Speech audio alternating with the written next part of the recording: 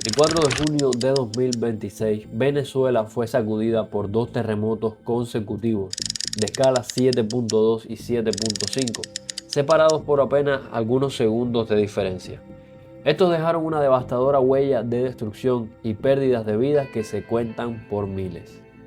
El 10 de agosto a las 8:34 de la mañana, un terremoto de magnitud 7.4 estremece a Colombia, causando varios colapsos de edificios y pérdidas de vidas humanas de igual manera. Es normal que las personas piensen, viendo la corta diferencia temporal que hay entre dos terremotos tan devastadores, lleguen a pensar que están relacionados de alguna manera. Sin embargo, la explicación de los expertos es bastante clara. No hay una relación causal entre el terremoto de Venezuela y el terremoto de Colombia. No es un indicio de que la tierra está temblando más, ni es que algo raro está pasando. Solamente es un recordatorio que los gobiernos parecen haber olvidado de que esta es una región geológicamente muy activa. Colombia y Venezuela se encuentran en una región con mucha actividad sísmica. Aquí confluyen varias placas como la placa de Nazca, la placa sudamericana o la placa del Caribe. Estas constantemente se rozan y esta confluencia de placas tectónicas acumula energía y al liberarse produce un terremoto.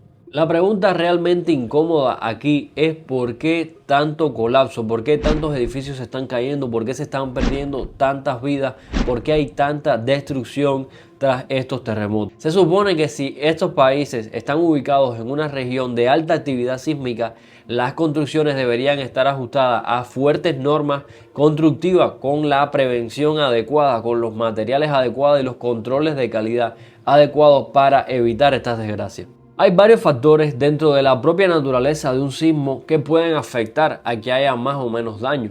Puede ser la magnitud, por supuesto, uno de mayor magnitud es más destructivo que uno de menos. Puede ser la cercanía con el epicentro, puede ser la duración propia del sismo o que haya una réplica o un sismo con muy poca duración, o sea, con muy poca diferencia, perdón, como ocurrió en el caso de Venezuela. Incluso el factor de resonancia. Cada edificio tiene una frecuencia de vibración natural. Si la vibración del terremoto coincide con la frecuencia del edificio, esto amplificará el movimiento y puede hacer que colapse. Esto, como ya les decía, son razones dentro de la propia naturaleza del terremoto que pueden hacer que un edificio colapse. Sin embargo, el 90% de los colapsos, de la destrucción y de los edificios que se caen se debe a negligencia, problemas de diseño, problemas estructurales y problemas de la construcción misma del edificio. Entonces, concretamente, ¿qué es lo que está ocurriendo? ¿Por qué tantos edificios están colapsando? ¿Cuáles son estas negligencias? ¿Cuáles son estos problemas estructurales que están haciendo que haya tanta destrucción? Uno de los errores de diseño más graves es el de hacer un sistema de columna débil y viga fuerte. Se espera que ante un sismo, las vigas, los elementos horizontales, fallen primero, disipando energía. Si las columnas, los elementos verticales, son más débiles, fallan de forma súbita y al ser el soporte principal provocan el colapso total. Un tipo común de este colapso es el colapso tipo panqueque, donde las columnas fallan y las losas de los pisos caen unas encima de otras. Otro problema conocido, por ejemplo, es las columnas con poca resistencia al corte. Durante un sismo, las columnas deben soportar fuerzas laterales enormes. Si no están diseñadas para ello o si su refuerzo de acero es insuficiente, se parten y fallan. Otros problemas suelen ser las irregularidades estructurales con respecto al suelo o a las cimentaciones inadecuadas. Un edificio es tan resistente como sus cimientos. Si estos son débiles o no están bien anclados al terreno, la estructura puede deslizarse, inclinarse o hundirse, lo cual hará que pierda estabilidad y también termine colapsando. La mala elección de materiales, la falta de ductibilidad, la capacidad de que el material o la estructura pueda deformarse sin romperse. Si los elementos no están correctamente confinados con refuerzos de acero, el concreto se desmorona y el acero se pandea perdiendo su capacidad de carga. Todo esto sumado también a la falta de mantenimiento y a normas obsoletas, edificios antiguos diseñados bajo códigos de construcción menos exigentes, lo cual los vuelve particularmente vulnerables. Y esto, sumado al deterioro, la falta de mantenimiento, el incumplimiento de las normas vigentes, el abandono de los gobiernos, es lo que provoca todo este nivel de catástrofe. Todos los países que han construido sus ciudades en zonas de mucha actividad geológica, de mucha actividad sísmica, deben tener obligatoriamente normas de construcción que deben ser respetadas a la hora de concebir un diseño. Sin embargo, la tarea no acaba ahí. No es suficiente crear una norma de cómo se debe construir. Es necesario diseñar en base a la norma, supervisar que la construcción se esté llevando a cabo en base a la norma, revisar, verificar los tipos de materiales que se están empleando. Muchas veces se sustituye un material por otro teniendo en cuenta cuestiones de presupuesto y en este cambio se violan normativas. En ambos casos, tanto en Venezuela como en Colombia, se demostró posterior al terremoto que se habían violado estas normativas. En el caso venezolano, por ejemplo, las investigaciones apuntan a una combinación de factores que van más allá de la naturaleza excepcional del sismo. Los expertos analizan que la crisis económica y la corrupción generalizada, sumado a décadas de falta de mantenimiento, fueron los que propiciaron este escenario de alta vulnerabilidad. El presidente de la Sociedad Venezolana de Geólogos señaló que además de la fuerza del sismo, influyeron las irregularidades en las construcciones y la antigüedad de los inmuebles, muchos de los cuales fueron edificados hace 30 o 40 años con criterios menos exigentes. Venezuela cuenta con una normativa sismo resistente, pero su aplicación y supervisión han sido cuestionadas. De hecho, el propio Colegio de Ingenieros de Venezuela pidió actualizar las normas y evaluar si los mecanismos de inspección y supervisión existentes son suficientes. Catedráticos de la Universidad de Chile explicaron cómo los edificios venezolanos construidos con sistemas de vigas y columnas son mucho más propensos al colapso que los chilenos, que usan muros estructurales capaces de disipar mejor la energía sísmica, sin mencionar muchos otros tipos de sistemas antisísmicos completamente funcionales. En Colombia, aunque la situación es más reciente y aún las investigaciones están en curso, ya se vislumbran problemas similares. Colombia cuenta con el Reglamento Colombiano de Construcción Sismo Resistente, NSR10, una normativa exigente. Sin embargo, ingenieros y expertos advierten que numerosas casas, edificios e incluso conjuntos residenciales se han levantado haciendo caso omiso de dicha regulación.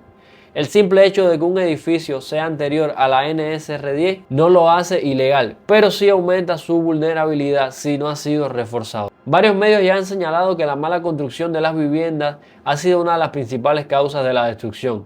La negligencia y la falta de control de calidad de los procesos constructivos son mencionados como factores clave. Mientras que en Venezuela el colapso se vincula a un estado de deterioro institucional, corrupción y falta de mantenimiento que agravó la vulnerabilidad estructural, en Colombia el debate se centra en el incumplimiento generalizado de una normativa moderna y en la mala calidad de la construcción. En ambos casos, la negligencia humana y la falta de fiscalización efectiva emergen como factores determinantes que convirtieron un desastre natural en una tragedia humana de enormes proporciones.